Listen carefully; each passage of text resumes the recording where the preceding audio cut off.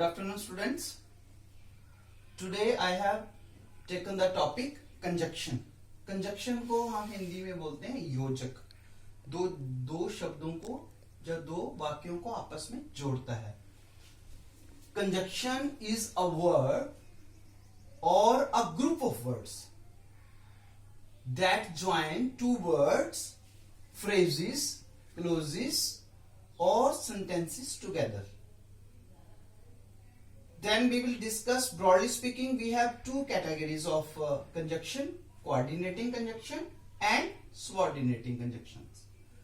Coordinating conjunction में हमारे पास आते हैं whether or, neither nor, either or, nevertheless, as well as both, or, nor, therefore, consequently, and, yet, still, otherwise, not only, what also. Now we will discuss the types of coordinating conjunctions. There are four kinds of coordinating conjunctions. Coordinating conjunctions जो है चार तरह के होते हैं. पहला है इसमें अल्टरनेटिव कंजक्शन, सेकंड है कॉपुलेटिव कंजक्शन, थर्ड है एडवर्सेटिव कंजक्शन और फोर्थ है illative conjunction. So first of all I will define what is alternative conjunction. When there is choice between two statements, the conjunction which join them is an alternative conjunction. जब दो चीजों के बीच में कोई choice होती है statement में, तो उस टाइम जो दो स्टेटमेंट को आपस में जोड़ता है उसको हम अल्टरनेटिव कंजक्शन बोलते हैं. For example, whether he or she has stolen my purse.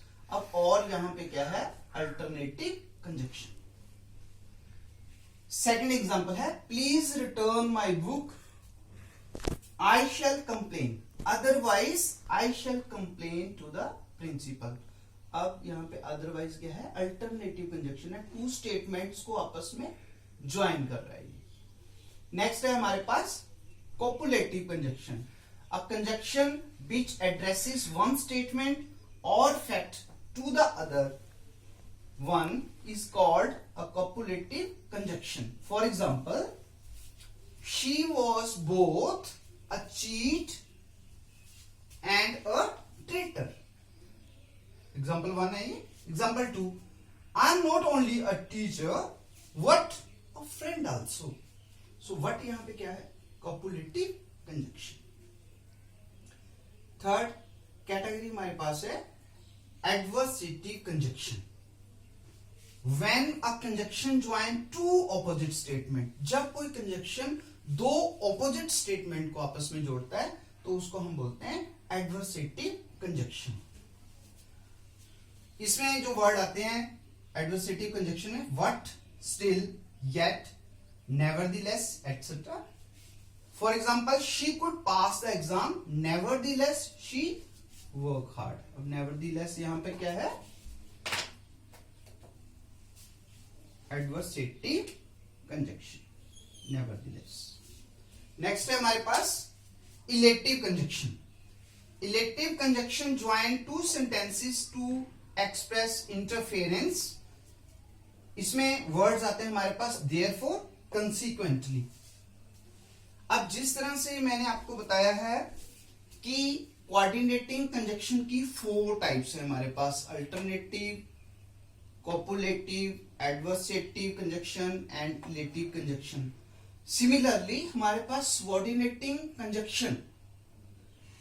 Subordinating conjunction की भी कुछ टाइप्स हैं, मैं शॉर्ट में आपको बताऊंगा. सबसे पहले मैं डिफाइन करूंगा सबऑर्डिनेटिंग कंजक्शंस होता क्या है. A conjunction that join a principal clause and a subordinate clause is called a subordinating conjunction.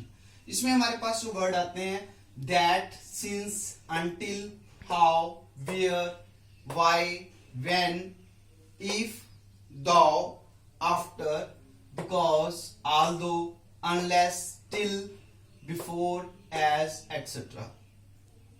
अब इसके लिए मैंने एक फॉर्मूला फ्रेम करा है सबऑर्डिनेटिंग कंजक्शंस की टाइप्स को लर्न करने के लिए. जैसे हमने एक फॉर्मूला ऑलरेडी प्रिपेयर करा था एडजेक्टिव्स के टाइप्स के लिए, वहां पे हमने एक वर्ड बनाया था प्रीड्री। इसी तरह से मैंने यहाँ पे ट्राई करा है एक ऐसा वर्ड बनाने के लिए ताकि आपको सबऑर्डिनेटिंग कंजक्शन की जो टाइप्स हैं वो एकदम से लर्न हो जाएं। आपने एक वर्ड तो सुना होगा पीएमटी। अब देखो मैंने यहां पे क्या करा है, सबऑर्डिनेटिंग कंजक्शन लिखा है। इसकी 8 टाइप्स हैं। सबसे पहले है पर्पस, प्लेस। अब पर्पस और प्लेस के लिए मैंने यहां पे पीपी लिख दिया है। थर्ड टाइप है हमारी subordinating conjunction manner. Fourth number पे आता है टाइम। फिफ्थ नंबर पे है रिजल्ट। फिर है रीजन। फिर है कंसेशन और लास्ट में कंजक्शंस ऑफ कंपैरिजन। तो उसके लिए हमने एक वर्ड फ्रेम करा है यहां पे PPMT।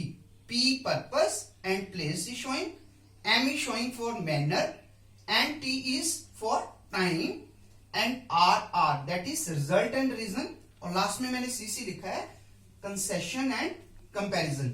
Beside this I will also try to explain that purpose में कौन कौन से वर्ड आते हैं, ये आप लिख लो।